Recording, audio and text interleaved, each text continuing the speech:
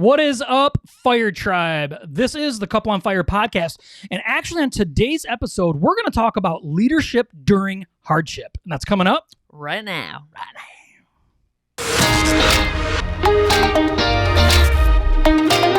Are you a Christian and you are looking to take your faith, your family, and your future to the next level? Then this is the channel for you.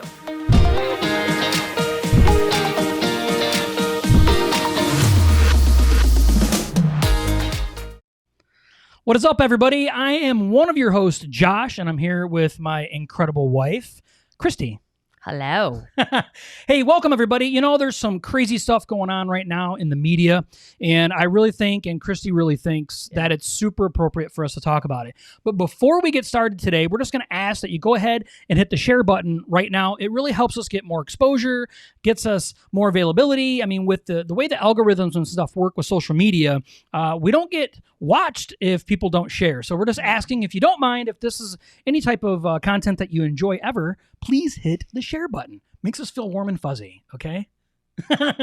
Maybe a thumbs up, too. We like thumbs up and hearts and all kinds of other and hugs. The care, the new one. Yeah, the new one, the new care. Yeah. Care Bear. Should have made it a bear. Yeah. Should have made it a Care Bear. That's a great idea. So today we want to talk about George Floyd. The thing is that we don't want to, though, is we don't want to really dive into all of the race side of it, the hype side of it. We don't really want to get into any of that. We really want to focus what's going on today. We really want to focus on the leadership standpoint of it. So we have something that we really want to share out today. So we're from Michigan, and usually don't brag about that. Ever. But something happened this last week during the midst of all of the rioting and the upset protesters and all this stuff going on. We actually have our Genesee County, which is the county we live in here in Michigan. We have a sheriff, which is actually a fairly new sheriff, and he did something what we feel was pretty remarkable. You know, he stepped up in a time where it was really, really necessary, and that's what leadership is. So we want to show you just a quick clip. Proud of him. Yes, very proud. And we want to show you just a quick clip. It's about 40 seconds long. We want to be with y'all for real. So I took my helmet off and laid the batons down. I want to make this a parade, not a protest. Come on. That's it. You got little ones here, you got dogs, so what's up? So listen, I'm just telling you, these cops love you. That cop over there hugs people, so you tell us what you need to do.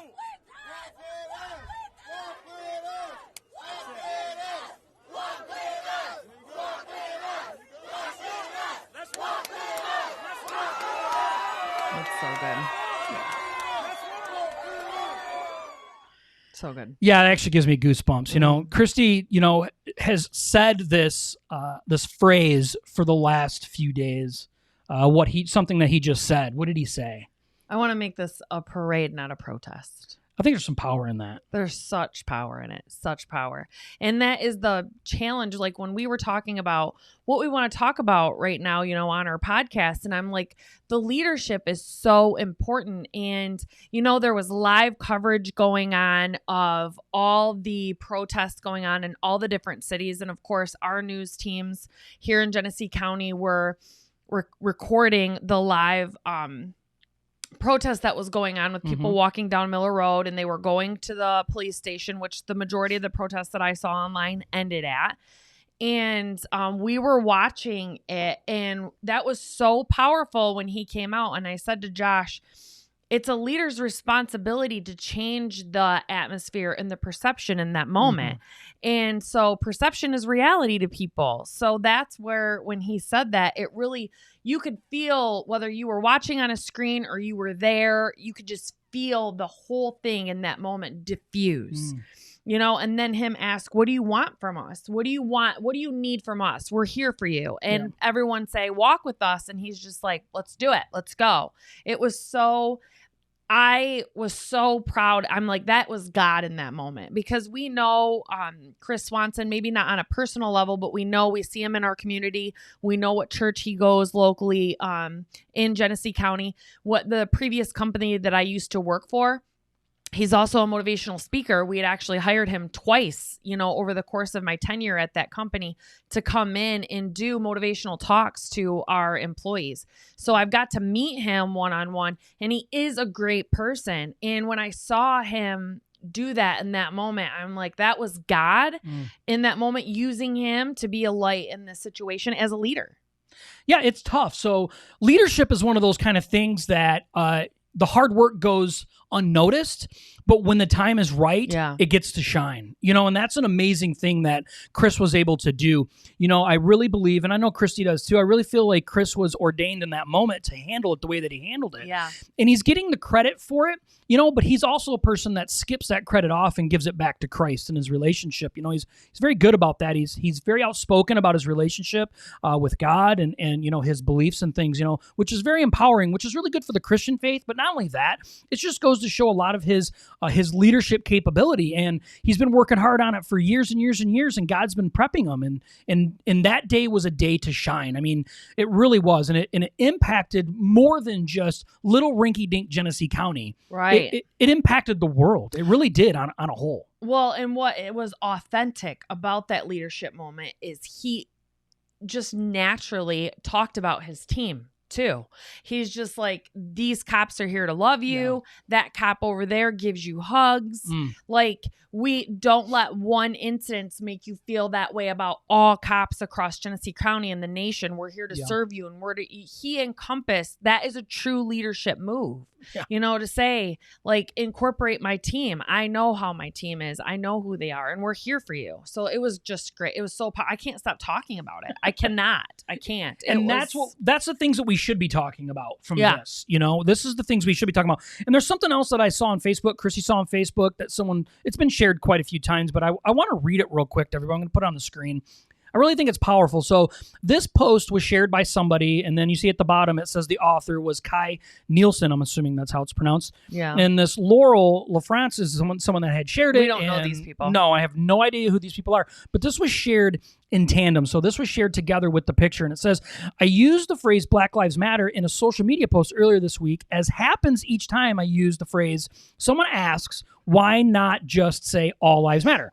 Here's my quick response. When one of my 4 kids got hurt, it didn't seem to make sense to say to them, all my kids matter. In that moment, I embraced them and said, you matter. Your pain matters. Your healing and return to health matters. That doesn't diminish my love for my other kids. It expands my capacity to love as I live with another person's pain. Jesus did the same thing in his ministry. He didn't say all people matter. He went to those who were hurting, who'd been denied a place at the table, who had been cast out of the community, and said, you matter. Samaritans matter. Women matter. Tax collectors matter. Lepers matter. Did that mean he loved other people less? By no means. His life and ministry expanded the vision and capacity of his followers to love as they broke down the religious and cultural walls that had long divided the people. And I love what's on the screen, the picture, and it says, all sheep matter, and then it shows the sheep on the other side. And we know very well that there's a common phrase within Christians that says, you leave the 99 for the one. Yes. And there's so much power behind that. So instead of focusing on saying, well, yeah, but everybody matters, but that's not what's going on right now. Our focus is on the one thing that got broken in all of this. And that's where true leadership can discern between that. That's not willing to say, yes, but everything matters. Yeah, that's a given. Everything does matter. All lives do matter. They do matter. That's not what is being broken right now. So that's the priority of a leader, is to focus on what needs to take priority in the moment. And of course, all lives matter. Of course they do. I don't think anyone is arguing that point at all. All humans matter. All breathing, living humans matter. But right now, with the society and everything that's going on, it needs to be talked about in leadership. And that's what leadership is. Yeah. Leadership literally is stepping up in areas that is uncomfortable, but you're willing to do it because you know that it's the right thing. So today we want to share, just quickly, we want to share 3 things and then a challenge, of course, at the end. But the 3 things that we really want to talk about today is our first point, and that is perception is reality. Yes. Perception is reality. And I touched about it a little bit earlier, but it just made me, in the moment when I think I just really connected with Chris saying, I want to make this a parade, not a protest. I connected with that so much because I've learned in my leadership leadership experience that it's really changed. Perception is reality for people. And so a lot of times people will talk about, well, you don't need to word it that way. I mean, it means the same thing as this. Yes, but if you word it a certain way, it kind of might flip a switch in someone's head to their perception to view it differently. So I've said multiple times when I'm trying to talk to people that are uncomfortable with confrontation, I think confrontation has got a bad rap. You know, when you have to sit down, you have to talk to an employee that really isn't living up to your expectations or their job responsibilities, or a friend or a family member maybe that has offended you. And I'm like, you're viewing it wrong. Like, you are viewing confrontation as confrontation instead of viewing confrontation as a conversation. Mm-hmm. And that's all that it is. If you go into that confrontation as if you're just going in to have a conversation with that person and to work through it, and you guys are on the same team, you want to come with a mutual understanding and empathize with one another. You're not always going to agree with one another, and you're not going to 100% agree with anyone ever on everything in your life. Not even in marriage. No.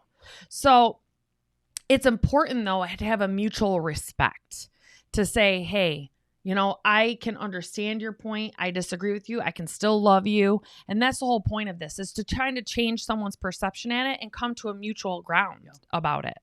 Yeah, I think so for me, and I'm sure for Christy the same, is we really learn this in our own recovery, okay? And in recovery really teaches you about our perception. So a lot of times in my own personal life, I was a victim. I felt like a victim at a lot of things, right? It was unfair. I didn't get a job. I didn't get a promotion at work when I felt like I deserved it. You know, I kind of fell in this victim thing, but that was my perception of it, you know, and I really believe that true leaders are saying, hey, it's not about, you know, what I get, what I deserve, how I deserve it. It's all this stuff. It's like, you know, what is my perception of the situation and how can I impact this in a positive way for everybody? You know, it's one thing that Christy talks about when she comes home from work all the time about, you know, it's not an I win thing. It's a we win. And that changes everything when we say, okay, perception is reality. How are they perceiving it? Now, you know, and she has to tell some of her employees all the time too. All the time she comes home and tells me this. She's like, I have to tell my employees, like, look, you not just work for the customer, but you work for the company too. Like, you have to be willing to bridge the gap of all of that so everybody wins. That's how it is. And I said something to Christy earlier today, and she's like, you always reference water for some reason. He does. When it comes to your quotes. But I love love that make an impact on him always seem to include water of some sort. Yeah, I should live by water. That's why. Anyway, so the quote that I'm thinking of, and I absolutely love it, is it says, rising tides raise all boats. And that's true. But as a leader, you need to be the rising tide. You really do. And you gotta really look at it. It's going to raise everything up. And impacting people that way is understanding their perception just as much as yours. And that is the job of the leader, is to bridge that gap. It's the huge job of the leader. So it's with an employee conflict, if I have two employees that aren't getting along with one another, or one's coming to me saying this person isn't doing this, and then the other one's coming to me. Okay, so I listen to each, and then what I do is I go back to the person that says, I'm complaining about Alice over here. I go back to Sarah and say, okay, Sarah, have you thought about it from Alice's perspective? What about this? Did you see this angle? Yeah. Oh, I didn't think about it. And then I go back to Alice and say, or vice versa, however I said it, and get them to kind of try to see the other person. Then I bring them together and try to say, how can we come together as a team after I know that they've already kind of gotten a grip of the other person's standing on it. And that's the job of a leader, is to bridge that. Not to necessarily to get everybody agreed, because like I said earlier, you're not. But it's to come to a mutual understanding and understand that we're all in this together. We're all in it together, no matter if we like it or not. Yeah. So we can respect one another and we can be loving towards one another and still have the same goal and disagree on a few details along the way. It's fine. And that's why we want to talk about leadership when it has to do with George Floyd. You know, it's an horrific, unfortunate, unjust what happened to this man. But the thing is, it happened. And now how can we grow and learn from it? I mean, the whole podcast that we even talk about all the time, how do you take your faith, your family, and your future to the next level? And I'm going to tell you right now, it's almost always the lessons learned through struggle and hardship is what's going to make you get better.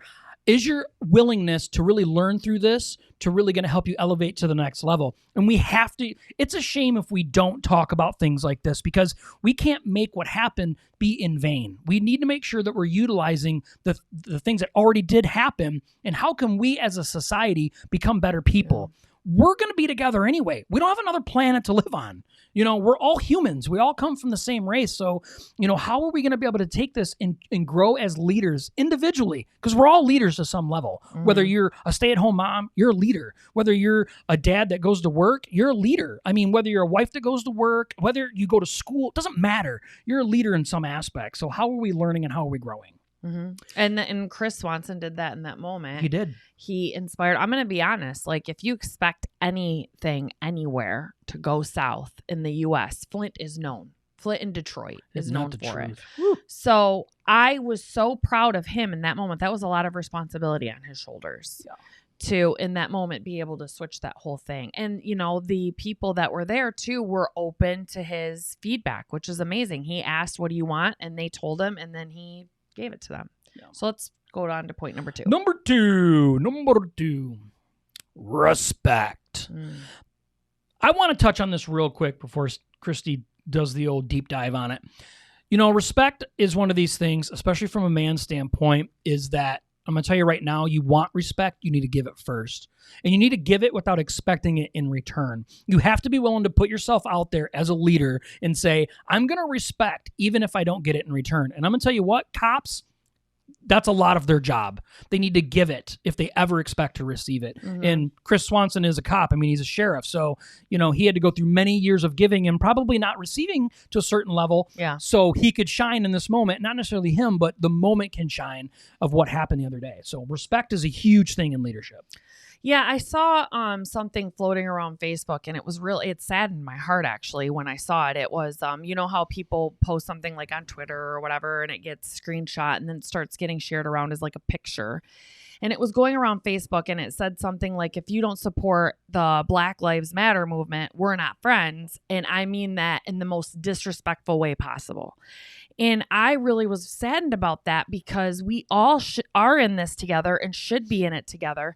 And a way to get someone that doesn't understand what you're trying to get them to understand is not to be disrespectful. And that's where Chris, as a leader in that moment, went to the crowd and said, what do you want from me? We're here to love you. The crowd says, walk with us. And he said it. He wasn't being disrespectful to them. That is our job when we're trying to come to a mutual understanding and try to get people to understand the cause that we stand for. Everyone stands for something. You've heard the old cliche, if you don't stand for something, you'll fall for anything. Yeah. And we all stand for something. So whatever your cause is that you stand for, and like Josh just said, you're a leader in some form in your life. You have some things that you stand for. Anytime that you want to try to get someone on board with you or understand your cause is never the way to be disrespectful. You never are going to win. I mean, Martin Luther King's famous thing is, hate cannot drive out hate. Only love can do that. Dark cannot drive out dark. Only light can do that. You can't be disrespectful when you're trying to get people to come together as one. I was really saddened to hear that. So respect is a huge, huge, huge part of leadership. It is. You have to be willing to recess yourself to allow the situation to shine through. And you have to do that really, like you said, love. Love and respect are really tied closely together. You know, and you have to be willing to respect others, respect their perceptions. You know, we talked about that already, and respect the situation and not get emotionally involved to the point to where you think everything's about you and against you, because then we just become self-centered about it. So respect is really outward looking. You know, how can I care for? How can I take care of? How can I solve? What can I do? Maybe I can't do anything. Maybe I'm thinking more highly of my ability in the situation than really what's possible. And I need to respect that. Maybe there's nothing that can be done from my standpoint as well. And that's a strength of a leader. And you need to be self-aware. I mean, if you don't have anything nice to say, you shouldn't say anything at all. I mean, that is true. Old thing that all of our moms grew up telling us. And it's like, okay, if you don't agree and you want to be jerkish about it, keep your mouth closed. I mean, until there's social media, unfortunately. And it's like everybody has an opinion on social media, and 80% of them are negative, and that doesn't value anything. There's no value in that. No. So I've always tried to live by the notion that if I'm not adding value, if I'm trying to deduct value, then I need to keep my face shut. And another quote that I love that says, no. My quotes that I go to are usually always about love. But mine say, the quote that I'm thinking of, I actually have it posted in my office, says, promote what you love instead of bashing what you hate. So I really, really try to think of that. When I see things on Facebook or social media that are going around that's like all this negativity and hate, it's really always good to flip the script, and say, okay, what can I start spreading that's good? And you see other people do that. Like, let's start flooding Facebook with good positivity. And that's the only way. You need to promote what you love instead of bashing what you hate. You don't need to sit and bash. Again, that's trying to drive out darkness with darkness. You need to promote what you love. Amen. Number three, we want to tell you, get in the trenches. Get in the trenches. So this is one of my favorite ones. This is one of my favorite ones. So there is a picture. Are you going to show the picture? Yeah, let's do that. Let me put that up there. This is a powerful picture, and I'm sure most everyone has seen it, but it's super powerful. Yes. So this brings me back to Chris Swanson again. He's standing there. He's trying to tell everyone, like, we are here for you. We are here to serve you. That's the whole purpose of cops. What do you want from us? And the crowd started saying, walk with us, walk with us, walk with us. And he's like, all right, come on, let's go. And he went, and that really, that's went national. I've seen Ben Shapiro be talking about him. I've seen this shared now all over. And I just think he did a really good job. So one of my stories that I told Josh is that a great example from the Bible that's talked about all the time is leaders need to be in the right place at the right time. And in the Bible, the king's job was to not stay at the kingdom when there was war going on. They went to battle with their people. That's where they were. And in the Bible, when David was tempted and ended up having, an affair with Bathsheba, there was a war going on, and the Bible talks about it. He was supposed to be at that war, and he didn't. And he wasn't where he was supposed to be. He stayed home. And then that's what happened. So good leaders get down in the trenches with the people. They show them that I'm not scared to influence you and show you how it's done and encouraging you while you're down here and show people. That's one of the biggest things about leaders is to show people how it's to be done. And then you can't always do it for them, but you need to show them how it's done. And while you then go on and do something else that you need to do later, but you need to be with them in that moment. Yeah, one of the most interesting things for me during this whole, Chris Swanson and the George Floyd thing and this protest is I saw some pictures because they took many pictures of that day. They showed a picture the next day, and it showed a side view of Chris Swanson, and you could see some of the other police officers in the back, and they had their full riot gear on, and you can see their faces. They legitimately look scared. And I can only imagine standing there, seeing what was happening in the rest of the country, and thinking to yourself, there's actually a good possibility I could be set on fire as a police officer. Someone could try and shoot me, stab me. Like, there is possibilities of that because it's happening elsewhere in the world. But then there's Chris, and Chris takes off his riot gear, and he jumps down in the trenches. He took a leap of faith. He trusted in his leadership ability, and he says, I'm going to show you that I'm willing to be vulnerable and transparent in this moment, and I'm willing to step down in this trench with you right now and be with you for this moment. And that is so powerful because that's hard to do. It's hard to do. Sometimes we are scared. Sometimes we don't feel like the time is right or the moment is right or that's somebody else's job. But God calls us all to be leaders in one aspect or another in our lives. And the only way we're going to have that type of impact is if we're willing to step up and get called to the action and climb down in the trenches and really do what leaders do, and that's fight with the other people side by side. And trust him. trust him to take care of it. Trust God to take care of it. Yeah, faith becomes a huge part of that. Yeah. So... yeah. Trenches are tough. Okay. It's not easy. It's not for everybody. It takes work. And that's why I said in the beginning, that's why Christy and I believe Chris has been being groomed for this for a long time. Yeah. Strengthen your faith, practice in private, which then gets shown in public later at the right time. And that was just a very powerful, powerful moment. Very proud moment for us to be part of this community and to see someone really step up in a way that wasn't just impactful around the 1,000 people he was around in the moment. Yeah. But now it has went national, and that's what we're all called to do with our leadership. We never know who's watching. We never know. I mean, years ago, there would have been no cameras rolling. Instead, there was tons of video footage from people's private cell phones being recorded at that moment. And he was called to that moment in his leadership, and the training that he did and the time that he put in paid off. And it was an incredible, proud moment. Yeah. He set a huge example. Yeah. It was a huge inspiration. Yeah. And that's what God calls us to be, right? As influencers for him. And that was just, it's when you can't find the words a lot of times really to put to a moment. When they say a picture is worth 1,000 words, that's what that video is worth. Way more than 1,000 words. Yeah. You know it's God in that moment. You know it's just an unbelievable thing. You can't really put to words how just jaw-dropping, amazing, incredible, fantabulous thing that it is. It's just awesome. Yeah, it was. And leadership is tough, but we're all called. We're all called at some degree or the other to step up in leadership. So this week's challenge is raise the leadership bar. How in your own personal life right now can you look into your own life right now, and what ways can you get uncomfortable and step it up just a touch? I'm telling you right now, our world needs it.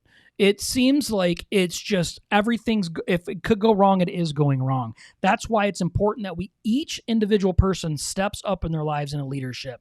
Do you need to lead your kids better? Do you need to lead your family better? Do you need to lead your community better? Do you need to lead your work better? In what ways? Do you need to lead yourself better?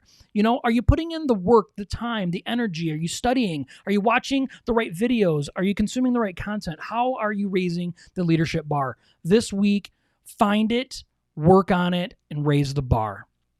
Yeah. So just to put a little edge on that, the reason why I think we're also so gung-ho about how proud we are about Chris in this moment is a little bit that's going on in Michigan that a lot of people know about is the Flint water crisis that's still not solved. Yeah. And then the COVID's going on. And then this happened where riots are happening all over. And up north, like an hour from us, there was a huge dam that broke and flooded tons and tons of homes and buildings. I mean, it was a dam that broke. And then just in Genesee County in the last 3 weeks, we've had 2 teenagers killed, one by a train and one by a jet ski. And it's just it just seems like right now it's just going. And this is the time right now for leaders to come forward and be influencers for positivity, shine the light for people, and just be a ray of hope for people right now in this time. And I know that there's probably tragedies going above and beyond in other states too. We obviously know more about Michigan because this is where we live, but it's just a really important time for leaders to unite, and we're all leaders in some way to influence your circle of influence. Where's your circle of influence at? Be a ray of hope for those people. Yeah, so, I want to put up a little picture, a little comment here. Sean Romero says, a true leader always leads by example, not their position. Sean couldn't agree more. A little bit about Sean. Sean has his own podcast that he leads and has. It's called Faithfully Led. I would suggest you check it out. It's powerful. It's about leadership. The main premise of it is about leadership. He's also a Christian, so it's faith centered. We love you, Sean. We love you, Sean. And it's another thing that you guys can consume. He puts out stuff all the time. You check him out. It's Faithfully Led is what it is, Sean Romero. And we appreciate everybody being here. Please do not forget to like and follow us and share us out. That's how we get exposure. We just really want to thank you guys for being here tonight. #FireTribe.